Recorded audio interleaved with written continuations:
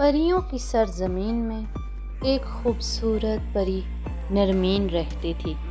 نرمین کے پروں میں جادوئی چمک تھی اور اس کی آواز میں میٹھا سر تھا۔ ایک دن نرمین اپنے دوستوں کو الوداع کر جادوئی دروازے سے گزر کر انسانوں کی دنیا میں آ گئی۔ اس نے دیکھا یہاں کا منظر اس کی پریوں کی دنیا سے بالکل مختلف تھا۔ بڑے بڑے درخت، کھیت اور جھیلیں دیکھ کر وہ حیران رہ گئی۔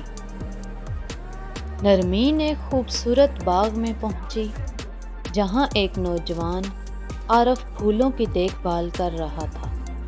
عارف کی محنت اور محبت بھرے انداز نے نرمین کو خوش کر دیا۔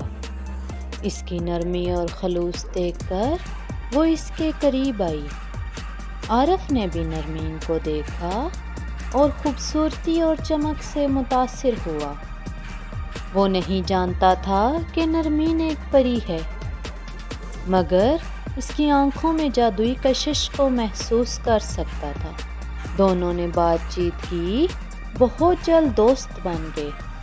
نرمین سے عارف سے کہا، تمہاری دنیا بہت خوبصورت ہے، مگر میں یہاں کچھ دن کے لیے آئی ہوں۔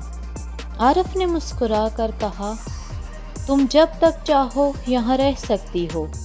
تمہاری موجودگی سے یہ باغ اور بھی خوبصورت ہو گیا ہے۔